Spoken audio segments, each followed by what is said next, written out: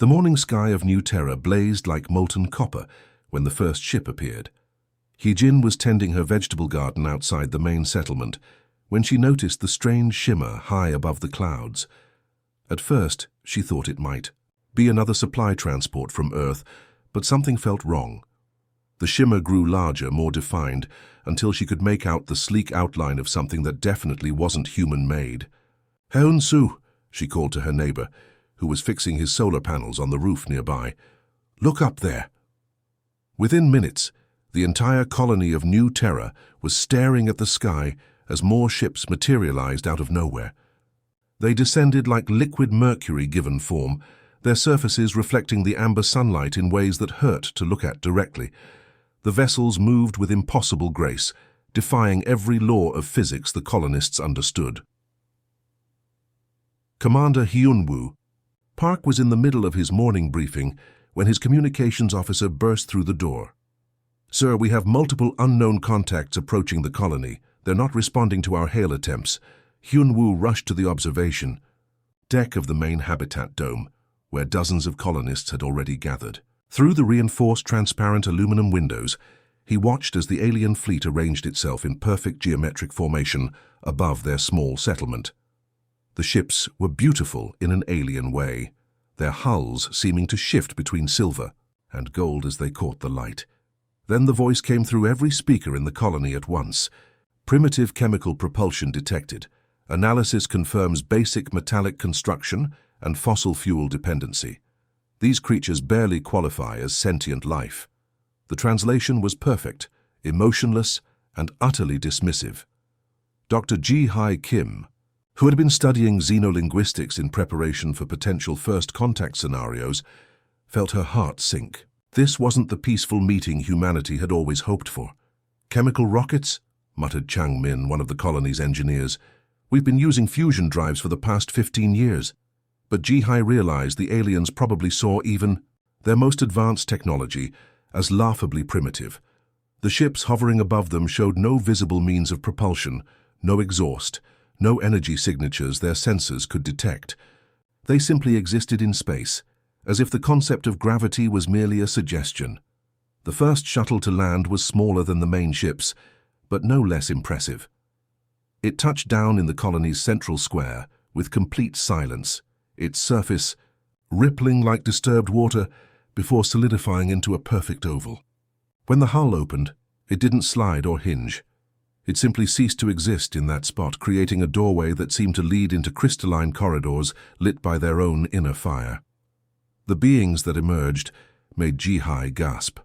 They were tall, perhaps 8 feet in height, but their most striking feature was their translucent crystalline appearance. Light passed through their bodies in complex patterns, creating rainbow fractals that shifted with each movement. They weren't quite transparent, but rather seemed to be made of living crystal that caught and refracted light in mesmerizing ways. "Crude construction materials observed," one of the aliens noted, its voice somehow carrying to every corner of the colony, despite no visible communication device. "Metal alloys and synthetic polymers, inefficient thermal regulation systems. These organisms still combust organic compounds for energy generation." Hyun-woo watched helplessly as more shuttles landed around the colony's perimeter. Each alien that emerged carried what appeared to be scanning equipment, though the devices looked more like works of art than technology. They moved with mechanical precision, their crystalline forms refracting the afternoon light as they catalogued everything in sight. "Our homes aren't crude," whispered Soo-jin, a young mother holding her daughter close. "We built them with our own hands." But to the aliens apparently that made them even more primitive. Ji-Hai watched as they scanned the carefully tended gardens, the solar collection arrays, the water reclamation systems that had taken years to perfect. Every human achievement was measured, analyzed, and found wanting. Within hours, something extraordinary happened in the colony's center. The ground itself seemed to liquefy, and from it rose a structure that defied architectural logic. It grew like a living thing, its surface flowing like mercury before hardening into a spire that towered over every human building. The alien garrison was complete before most colonists even realized construction had begun. Governor Veltar, as he identified himself, appeared on floating platforms throughout the colony. His crystalline form was larger than the others, with more complex light patterns dancing through his translucent body. When he spoke, his words carried the weight of absolute authority. You are now subjects of the Kalari Empire. Your limited technological development and basic cognitive processes make you suitable for simple labor tasks. Cooperation will result in adequate living conditions. Resistance will be eliminated. That evening, as an alien-imposed curfew settled over New Terra like a suffocating blanket, Jihai sat in her small laboratory, reviewing audio recordings of the Kalari language. Their speech was unlike anything in human linguistic databases, mathematical precision wrapped in flowing musical tones. But underneath the obvious patterns, she sensed something else. Hidden structures that felt almost familiar, as if her mind was trying to remember something it had never learned. The colonists of New Terra had dreamed of meeting alien civilizations. They had never imagined being dismissed as barely sentient savages before the conversation even began. The taste of recycled air and defeat had become familiar to the colonists of New Terra. 6 months under Kalari rule had transformed their vibrant settlement into something resembling a labor camp. So Young swept the alien garrison floors each morning, her movements monitored by floating crystal drones that recorded her efficiency. Jamin harvested crops that would feed Kalari troops, while his own family survived on processed nutrient blocks. The dreams they'd carried to this distant world seemed like memories from another lifetime.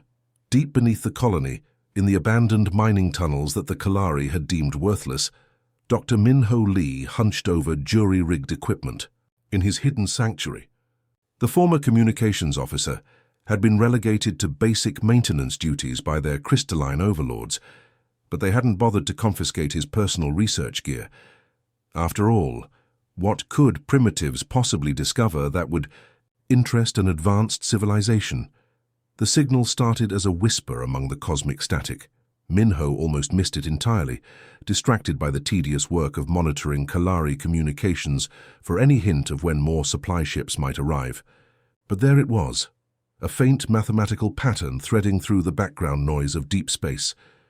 2, 3, 5, 7, 11, 13. Prime numbers in perfect sequence. Just solar interference, he muttered, adjusting his equipment. But the pattern continued, evolving into something more complex. Fibonacci sequences spiraled through the data like golden ribbons, followed by mathematical progressions that made his head ache trying to follow them. Then the signal began to strengthen. Minho's hands trembled as he ran the data through every analysis program he possessed. The transmission was coming from the direction of the galactic core, but that was impossible. Nothing could broadcast across such distances with this kind of clarity. Yet here it was, growing stronger by the hour, painting intricate mathematical symphonies across his displays.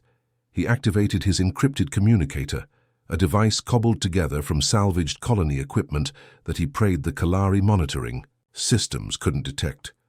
"Jihi," he whispered into the device, "you need to see this. Something incredible is happening." Dr. Jihai Kim received the message while cataloging Kalari technical manuals in what had once been her linguistics laboratory.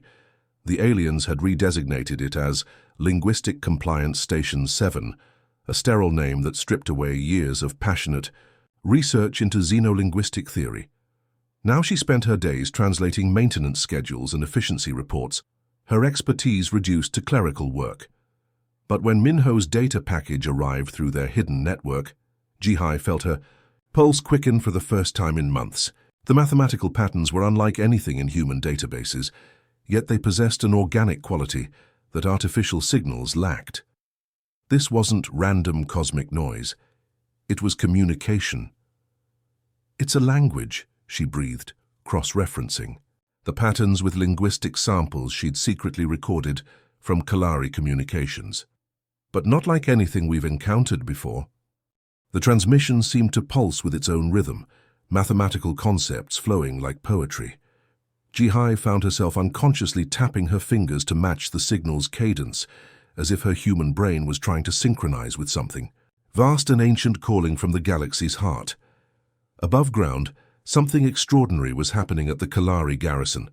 Through her carefully hidden surveillance cameras, Ji-Hai watched as alien technicians abandoned their usual mechanical precision. Their crystalline forms flickered with colors she'd never seen before, deep purples and blues that suggested agitation, even fear. Systems are responding to unidentified protocols, one technician reported to Governor Veltar, his usually perfect translation wavering with electronic distortion. The architects stir in their eternal rest, another Kalari whispered, his voice barely audible through Ji-Hai's listening devices. The first tongue echoes across the void once more. Veltar's crystalline form had darkened to an ominous shade of charcoal, light patterns swirling through his body like trapped lightning. He issued commands in rapid-fire, high-frequency Kalari that Ji-Hai's translation software could barely pass.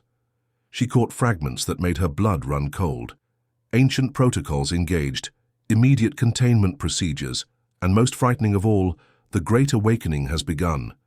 Emergency lighting activated throughout the alien spire as technicians worked frantically at their quantum communication arrays. Whatever this signal was, it had the technologically superior Kalari genuinely terrified. That night, as New Terra's artificial lighting dimmed to simulate the planetary cycle they'd lost, Ji-Hai made a discovery that shattered her understanding of the universe. The ancient signal wasn't just mathematical poetry, it contained blueprints, technical specifications for devices that operated on principles beyond current human or Kalari comprehension flowed through the transmission like digital DNA energy systems that tapped into fundamental forces, manufacturing processes that manipulated matter at the subatomic level, communication technologies that could span galactic distances instantaneously. The implications were staggering, but most incredible of all was the realization that slowly dawned as Ji-Hai worked through the night.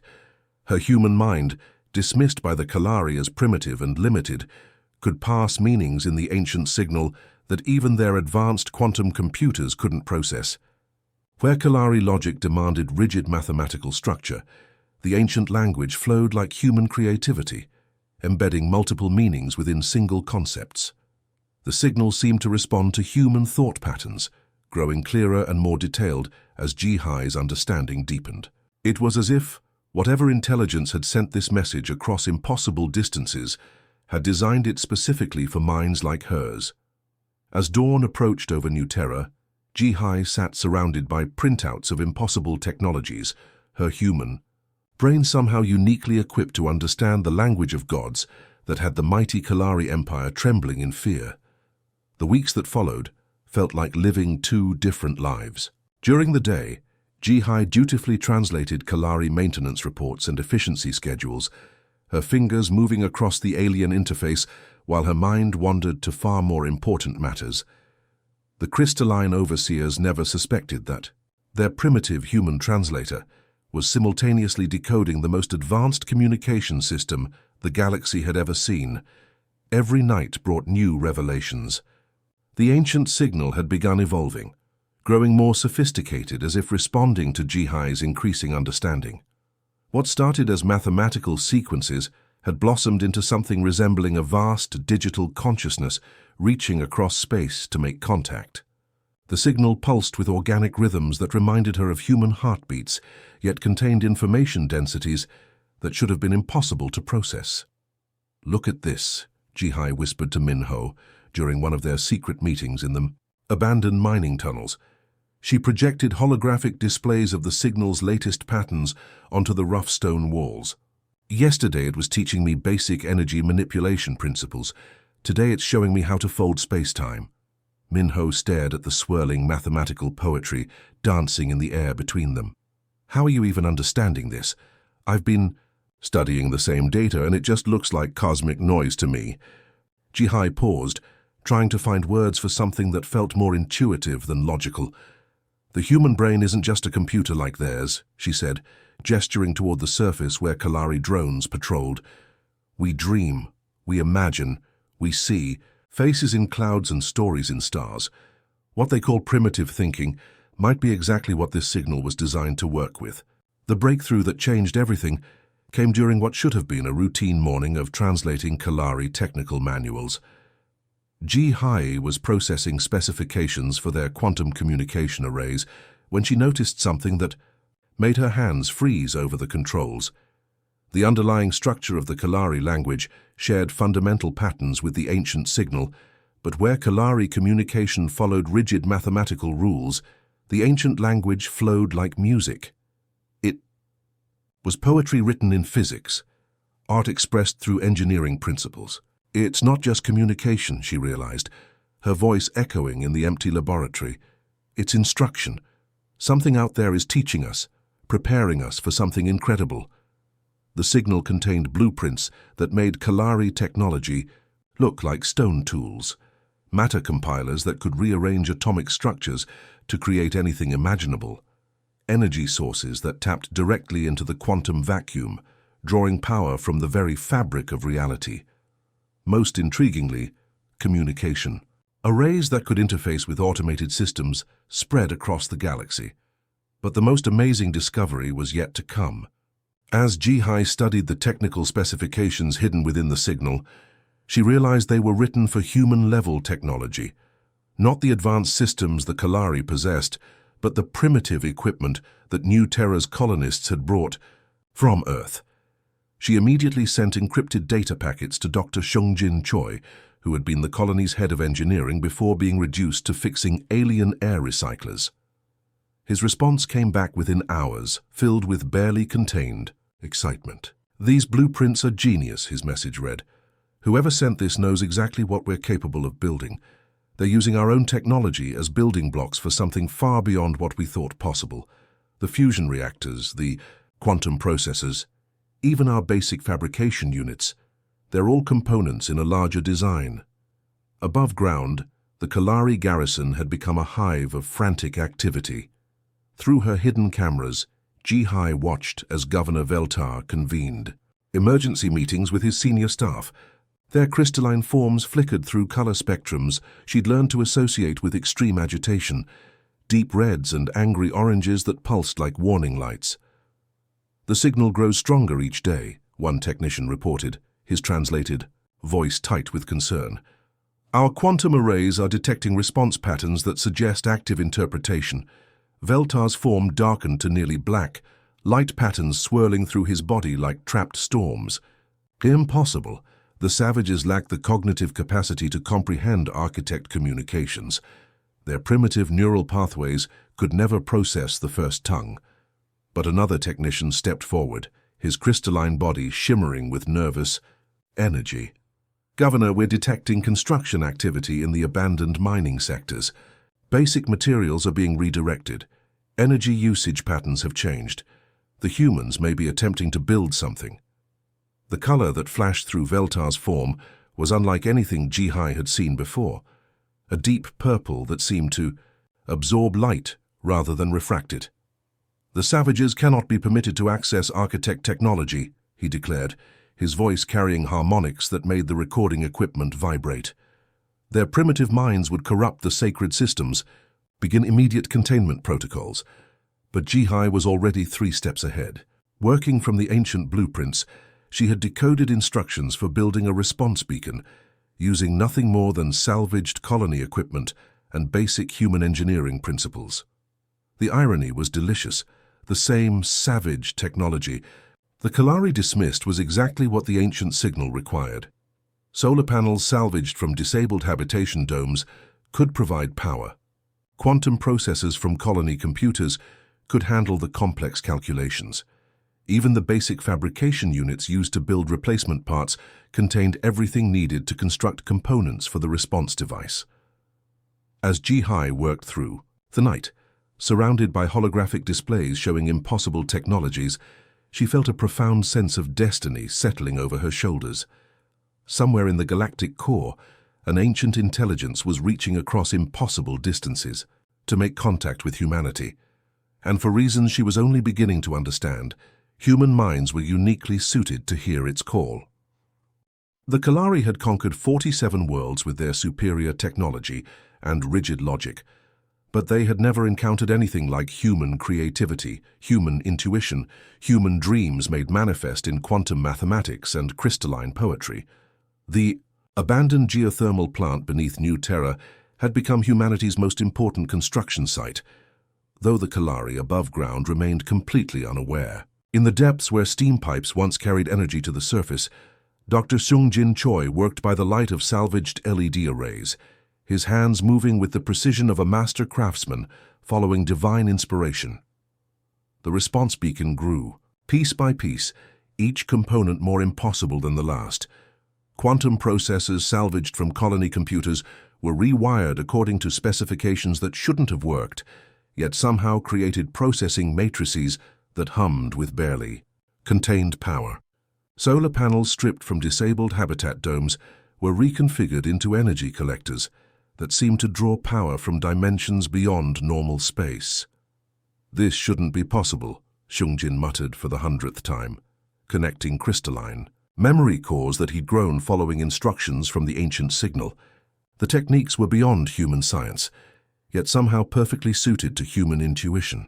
Where Kalari engineering demanded rigid adherence to mathematical principles, the ancient blueprints encouraged improvisation, creativity, even artistic expression. Ji-Hai arrived just as Seung-Jin was installing the final component, a crystalline core that pulsed with its own inner light. The crystal had grown in a nutrient bath made from common colony minerals, following a process that looked more like gardening than engineering. Yet the result was beautiful beyond description, a geometric sculpture that seemed to contain trapped starlight. "It's ready," Seung-Jin announced, his voice filled with wonder and exhaustion. "I still don't understand how it works, but every test confirms the specifications. This thing should be able to broadcast across galactic distances, using less power than our old communication array." The beacon stood 7 feet tall, its crystalline core surrounded by rings of modified human technology that had been transformed into something transcendent. Energy flowed through circuits that defied conventional physics, creating patterns of light that reminded Ji-Hai of the aurora displays she'd seen on Earth. She approached the interface panel, a smooth surface that seemed to respond to her presence before she even touched it. The moment her palms made contact, the beacon came alive. Energy surged through systems that had been dormant seconds before, and suddenly Ji-Hai felt her consciousness expanding beyond the confines of her physical body. The ancient language flowed through her mind like liquid music, mathematical concepts that were too vast for words yet perfectly comprehensible to human intuition. She understood in that moment that the signal hadn't been trying to teach her. It had been awakening something that was already there, buried deep in human genetic memory. She activated the beacon. The response was immediate and utterly overwhelming. Across the galaxy, systems that had slumbered for millions of years suddenly awakened to the sound of the first tongue being spoken once again. Massive constructs hidden in asteroid belts uncloaked themselves, their hulls gleaming with technologies that made matter itself seem optional. Defense platforms the size of moons emerged from gas giant atmospheres, where they had waited in eternal patience. On New Terra, every piece of Kalari technology began screaming warnings simultaneously. Alarms that had never been programmed activated. Throughout the garrison, as energy signatures beyond their understanding bloomed throughout local space, the crystalline aliens emerged from their spire in complete chaos, their forms flickering through color spectrums that indicated absolute terror. Governor Veltar burst from the garrison's central tower, his prismatic body cycling through every shade of panic as automated defense platforms materialized around the planet like vengeful angels. These weren't ships in any conventional sense. They were geometric impossibilities that existed in multiple dimensions simultaneously, their surfaces shifting between states of matter as they focused ancient sensors on the tiny human colony. Impossible. Veltar's voice cracked through every communication channel on New Terra, his usual composure shattered. "The architect systems respond only to the first tongue. These primitive creatures cannot possibly comprehend the sacred frequencies." His protest was answered by one of the ancient platforms, focusing its attention directly on the Kalari garrison. A beam of coherent energy, controlled with surgical precision, swept across the alien spire. Every weapon system, every shield generator, every piece of military hardware was instantly and permanently disabled. Yet not a single living being was harmed. The message was unmistakably clear. The architect's legacy had found its new inheritors. Ji-Hai stood before the beacon, Her consciousness expanded far beyond the boundaries of new terror. Through sensors spread across 1,000 worlds, she glimpsed the true scope of what humanity had inherited. The Kalari Empire, for all their technological superiority and casual arrogance, controlled barely a fragment of one galactic spiral arm. The architects had built on a scale that encompassed entire star clusters. Ancient manufacturing stations hidden in nebulae came online, their quantum forges beginning to produce technologies that had been dormant since before the Kalari civilization existed. Communication networks that spanned intergalactic distances activated, carrying the news that the first tongue was being spoken once again. Guardians that had protected empty space for eons turned their attention toward inhabited systems, ready to defend their new inheritors. Through it all, Ji-Hai felt the presence of something vast and ancient, a collective consciousness that had been waiting patiently for the right species to emerge. The architects hadn't died. They had transcended, leaving behind their greatest creation to be discovered by minds capable of both logic and dreams. "We are the bridge," she whispered, understanding, flooding through her expanded awareness. Between what was and what will be, the galaxy would never be the same. Humanity had just inherited the greatest technological legacy in galactic history, and they had done it not through conquest or theft, but by being exactly what they were. Creative, intuitive, and capable of seeing patterns that more advanced species had missed completely. The age of the Kalari Empire was ending. The age of human stewardship had begun. The crystal gardens of Kalari Prime stretched beyond the horizon, like a frozen aurora, their geometric beauty reflecting the ordered minds that had created them. 3 months ago, Dr. Ji-Hai Kim would never have imagined walking these pristine pathways as an honored guest. 3 months ago, she had been scrubbing floors for her crystalline captors. Now she stood beside flowing sculptures of living light, while the most brilliant minds in the Kalari Empire struggled to understand how their primitive subjects had become the galaxy's most important species overnight. The transformation hadn't required a single shot fired or life lost. Across Kalari space, ancient defense platforms had simply materialized from dimensions beyond normal perception, their presence making it abundantly clear that the age of casual conquest was over.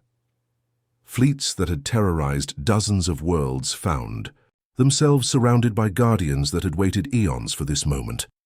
Governor Veltar approached through the garden's shifting light displays, his crystalline form now subdued to humble blues and grays instead of the imperial gold he'd once worn. The being who had dismissed humans as barely sentient now sought their guidance with something approaching desperation. "Your people possess cognitive patterns we cannot replicate," he admitted, his voice carrying harmonics of defeat and wonder. "Our neural matrices are too ordered, too mathematical.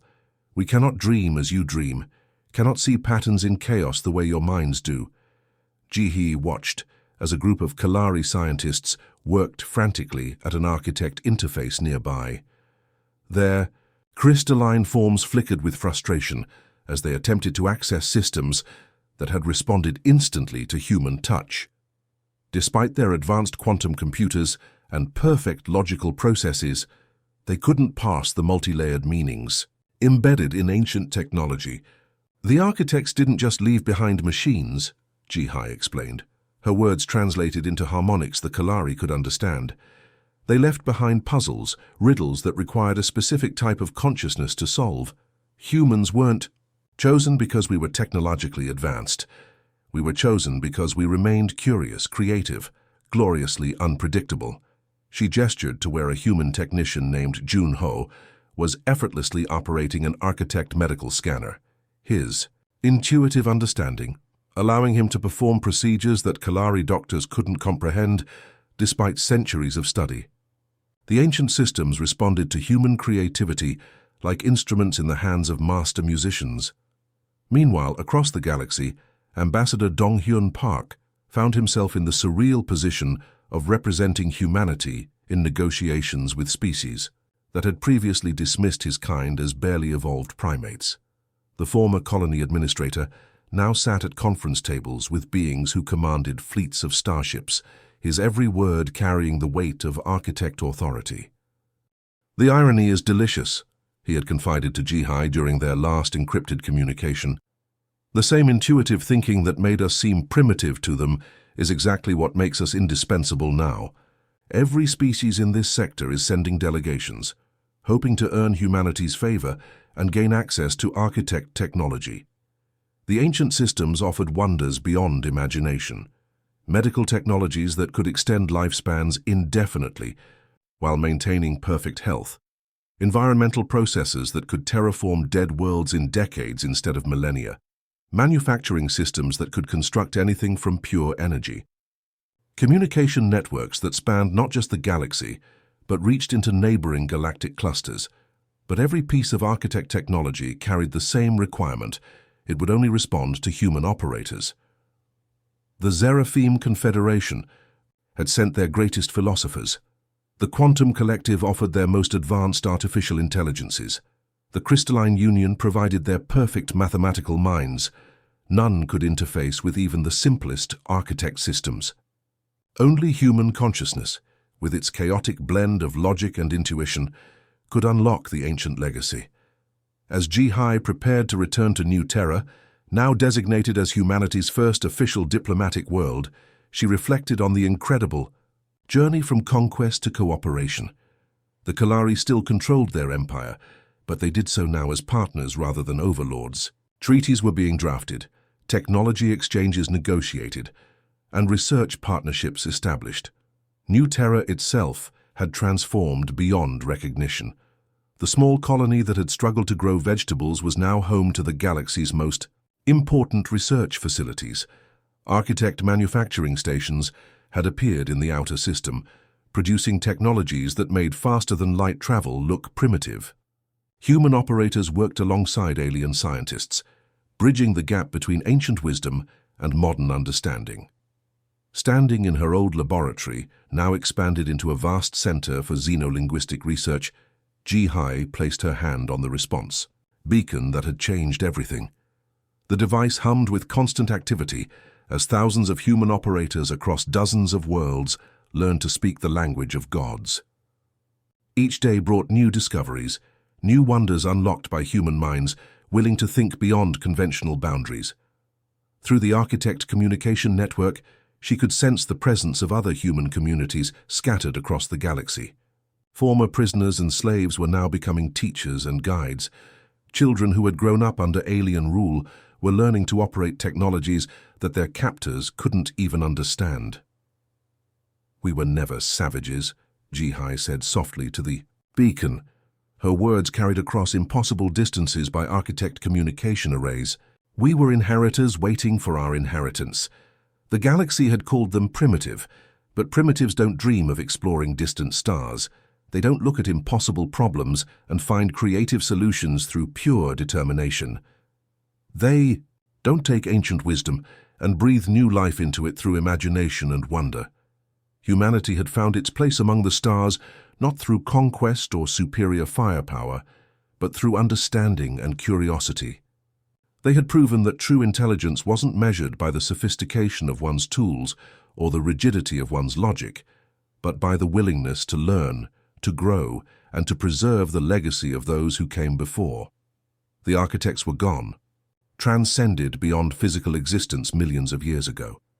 But their greatest creation lived on in the species they had chosen, young enough to dream of impossible things, wise enough to listen when the universe whispered its deepest secrets, and creative enough to make those dreams reality. The end.